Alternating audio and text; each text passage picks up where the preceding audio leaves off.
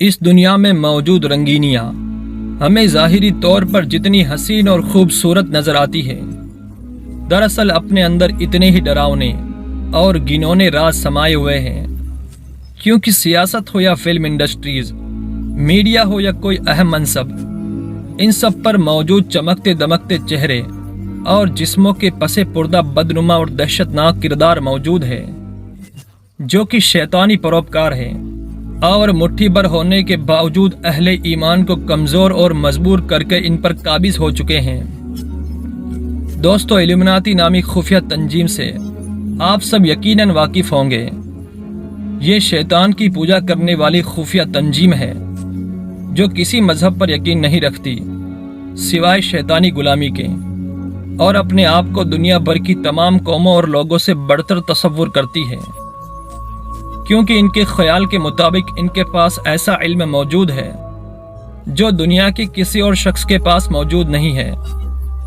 यह इल्म बाबुल की तहजीब का वो काला जादू है जिसे कबाला कहा जाता है। इल्यूमिनाती तंजीम का काम करने का तरीका 2 मराइलों पर मुश्तमिल होता है। पहले मरहले में हर जगह मौजूद नाकाम और संघर्ष कर रहे लोगों को, जो किसी न किसी जगह कामयाबी के लिए कोशिश कर रहे हैं, इनको पैसे और शोहरत का लालच देकर खरीद लिया जाता है और एक मुआहिदा किया जाता है। इस मुआहिदे के मुताबिक इन लोगों को उस जगह कामयाबी दिलाई जाती है जहां ये लोग कोशिश कर रहे होते हैं, और बदले में अपनी शराइत मनवाई जाती है, और हर बुरा काम जिससे लोगों का दिमाग शैतान के इख्तियार में आ जाए कोशिश की जाती है, यह इल्यूमिनाती नामी तंजीम उनसे करवाती है। लोगों को कामयाबी दिलाने के लिए कबाला नामी जादू का सहारा लिया जाता है। हॉलीवुड इस वक्त तकरीबन 99% इल्यूमिनाती के कंट्रोल में है। यहाँ मौजूद चमकते दमकते चेहरे दरअसल इसी तंजीम के पैदा करदा किरदार है, जिन्हें अपने मखसूस इशारों के जरिए पहचानना ज्यादा मुश्किल नहीं है।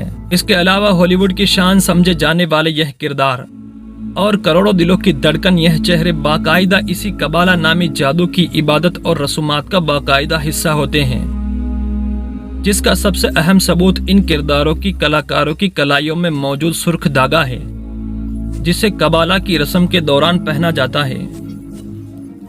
इस कबाला नामी जादू को फ्रीमैशन और इल्यूमिनाती के अहदेदार सरंजाम देते हैं, जिसके दौरान शायद बहुत गंदी, नापाक और गिरी हुई हरकतें की जाती है, जिसका मकसद शैतान को खुश करना होता है।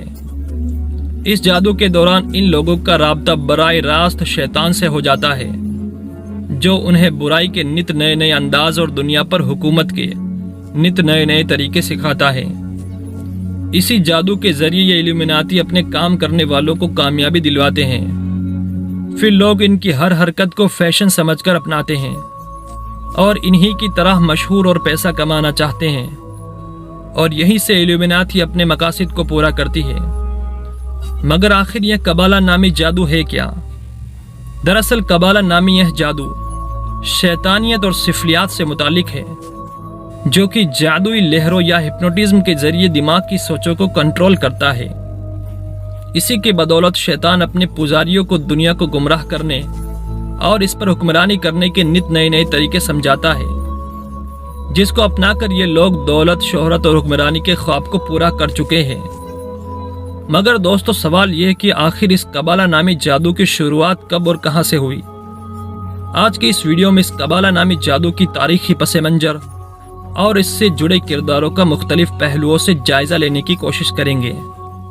मगर चूंकि यह इंतहाई वजाहत तलब और पेचीदा मौजू है, इसे महज एक वीडियो में बयान करना तकरीबन नामुमकिन है। दोस्तों, अगर हम तारीख का जायजा लें तो यह हकीकत हम पर आया होती है कि शैतानी ताकत और अमलियात पर यकीन रखने और इन पर अमल करने में बनी इसराइल कौम अपना सानी नहीं रखती थी। हजरत याकूब अलैहिस्सलाम का लक़ब इसराइल था, और आप ही की नस्ल को बनी इसराइल कहा जाता है, जो मौजूदा फ़लस्तीन में आबाद थी। हजरत याकूब अलैहिस्सलाम के बेटे और अल्लाह के पैगंबर यूसुफ अलैहिस्सलाम थे, जिनका किस्सा यकीनन हर मुसलमान जानता है कि कैसे उनके सौतेले भाइयों ने हसद के बिना पर उन्हें कुएं में डाल दिया, मगर अल्लाह की मदद से आप बच गए और मिस्र जाने वाले एक काफिले ने आपको मिस्र पहुंचा दिया। یہاں پر اللہ پاک نے آپ کو مصر کی حکمرانی عطا فرمائی، لہٰذا آپ نے اپنے تمام رشتہ داروں یعنی بنی اسرائیل کو مصر بلا لیا اور یہ لوگ یہاں آ کر آباد ہو گئے۔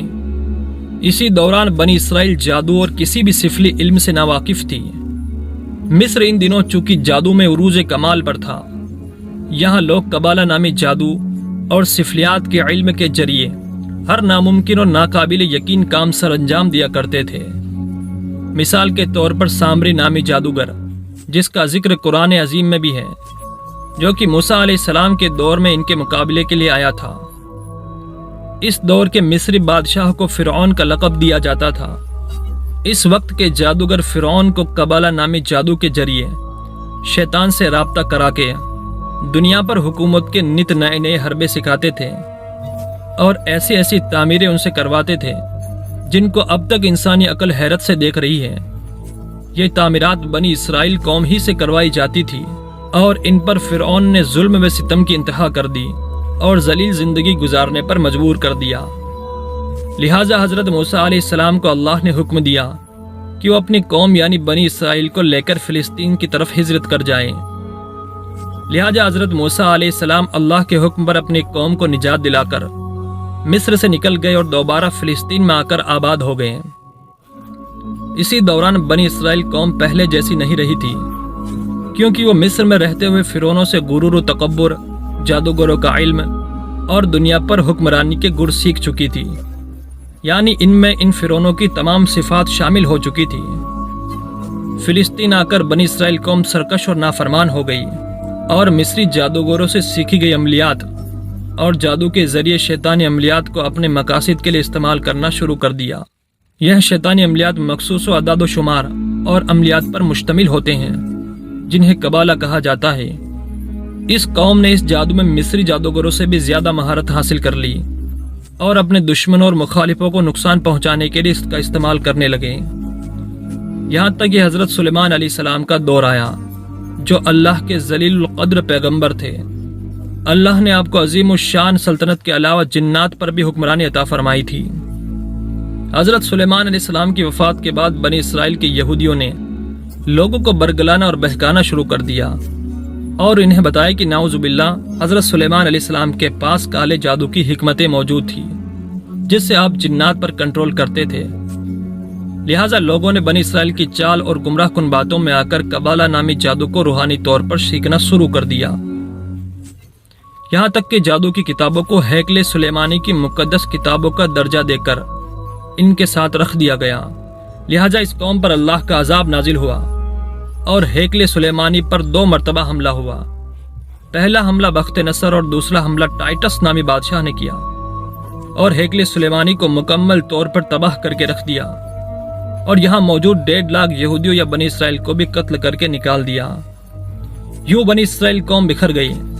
دوستو، ہیکل سلیمانی پر حملے کے دوران جادو کی کتابیں ہیکل کے ملبے تلے ہی دب کر رہ گئی۔